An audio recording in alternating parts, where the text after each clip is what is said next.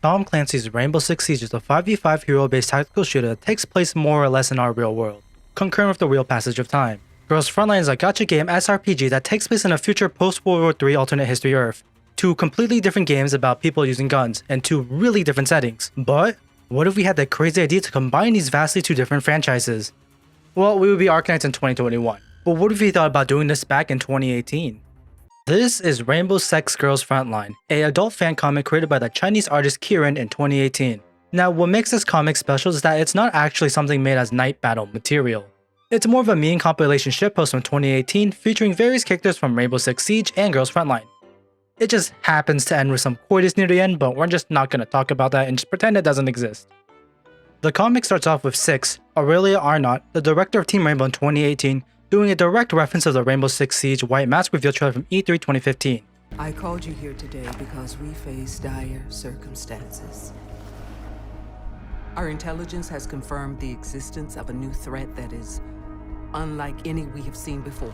I assume this is supposed to be word for word, but being translated from English to Chinese then back to English again kinda makes it not exactly the same, but it's still close enough and gets the same idea across. However, the speech then deviates as instead of introducing the threat of the white mask, Six introduces a new task force joining Team Rainbow, Important Operations Prototype Manufacturing Company, or just IOP, from Girls Frontline, the company that makes and supplies your T-dolls in the game. But if you think about it, this doesn't really make sense since IOP just makes T-dolls, and it's not really something that really fits Team Rainbow as a counterterrorism unit.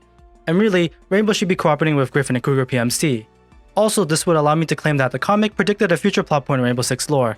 But this is a lore complaint in a shitpost, so this doesn't even matter. We're then shown a scene of UMP-45 being locked out of the objective by Castle, a fate known far too well by those of us in low MMR. Also, door-stuck meme reference. Please! I beg you!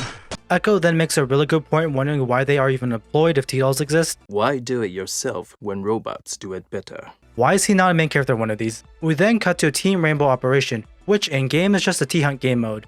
Our team consists of Ash, who's on cams, a Ying, who due to her position probably placed a breaching charge on the wall, someone who I think is Maverick, but I'm not 100% confident because he was released a month after this comic came out, but I think his design was already leaked, one other person who's so unimportant that they weren't even drawn, or Kieran predicted Nuke about a year before she came out, and our two protagonists, AK-12 and Fuse, who are both just kinda there.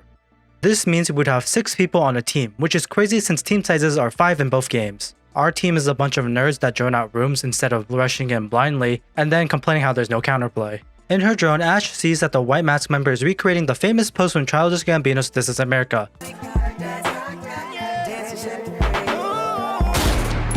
This is America. This forces Team Rainbow to make an action quick since the hostage was caught tripping and will be shot. As the attackers are moving in, Fuse seems to have a gamer moment and decides to use his ability, Cluster Charge, to send explosives through the wall and explode everyone behind it, the hostage included. This was a prominent meme in the Rainbow Six community back when hostage was still in the normal queue. I don't think you can even play hostage anymore.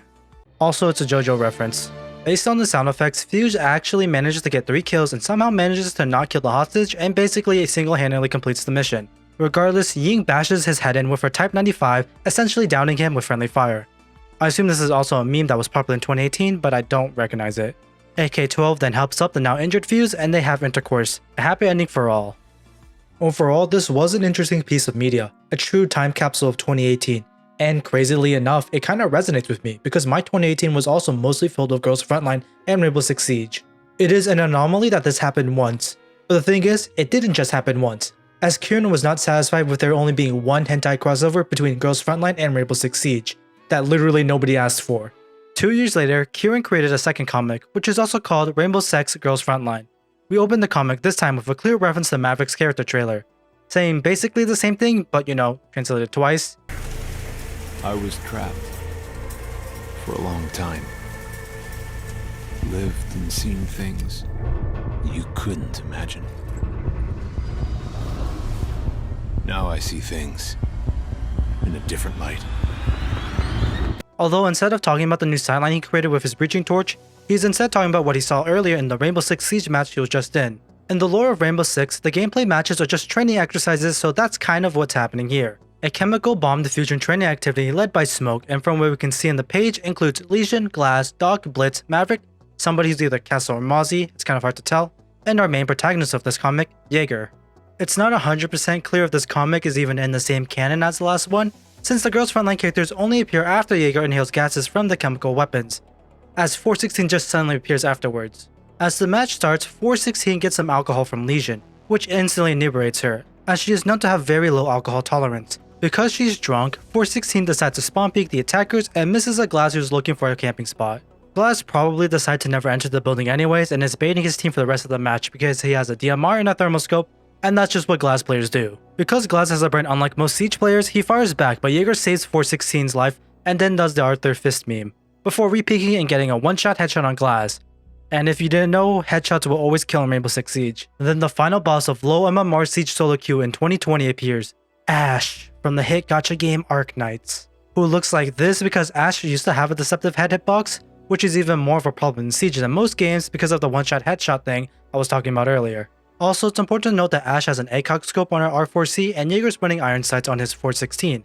As this gives Ash a huge advantage in the gunfight over Jaeger, as she can get more precision with the ACOG's 1.5 zoom in. It is a shame that Ash is not using her G36C as that's actually in Girls Frontline, unlike the R4C, which would be another member of the AR team. Jaeger then makes reference to the fact that he lost his ACOG scope since Ubisoft did remove the ability to equip Jaeger's 416 with one, since it was a problem and made spawn peeking with Jaeger a lot easier. But just like most Jaeger mains post-nerf, he's gonna try to blow out the attacker's brains out even without an ACOG, and then he misses his shot, and then proceeds to get shot in the head. But luckily, it just hit his earmuffs.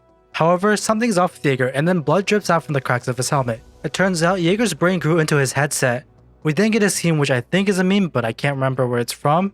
And somehow Jaeger then gets better and then he has quarters with 416.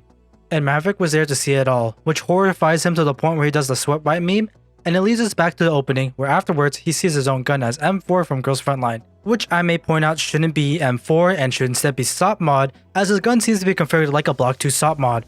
Also, SOP mods are used by special forces like Delta Force, which Maverick was a member of. But you know, M4 and SOP mods are the same gun. While not as shitposty, meme, and reference filled as the previous work, Kieran's second crossover is a piece of literature that I think about a lot. While it's more like I quote the brain going to the helmet bit every once in a while, it's just something very funny to me. It also manages to perfectly capture the low MMR experience of Siege, but funnily enough in the wrong era. Jaeger had lost his ACOG almost 2 years ago at the time the comic was digitally uploaded. Maverick was a centralist character and he was a year old news. But I do think the visual gags of the second one were a lot better, which is why it lives rent-free in my head. The end, most likely. Which is pretty unfortunate since we didn't get another Rainbow Six Girls Frontline 2 years later again in 2022. Instead, Kieran's drawing furry and cute and funny stuff, so they're the average Girls Frontline refugee playing Arknights or Blue Archive. Maybe this is just a blessing in disguise because all the overused memes in these fan comics would make it become cringe if these were pumped out often. It's a shame, but we can still enjoy the memes they gave us in the most cursed crossover ever, in the most cursed format ever. So after some extra investigation, I found the unfortunate truth, also known as tracking down where to officially buy the comic, as I found out the circles that made the comic is no longer active. The 2019 release was the last thing they had ever created. I also found out that at least on DL's site, the first release was only purchased 3 times, and the more recent release sold almost 3 times as much of 8 purchases. I mean, I can't complain about them being gone since I didn't purchase it back then.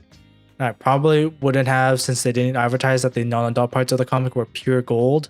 But it is crazy seeing the reception of the pirated version and how it compares to the state of the creators. And that was the original crossover of the Tom Clancy universe and anime gacha games. I can come here and make up narratives of how this dumb little fan comic paved the way for the implementation of the actual Tom Clancy X gacha game crossovers and predicted that PMC joins Team Rainbow plot point. But let's be real, there's no secret that Girls Frontline devs were fans of games like Siege, and Arknight devs were once Girls Frontline devs. And Siege didn't have a story, so like nobody could predict what the story was at that point. But I still think it's funny saying that Rainbow Six Siege stole its plot from a hentai.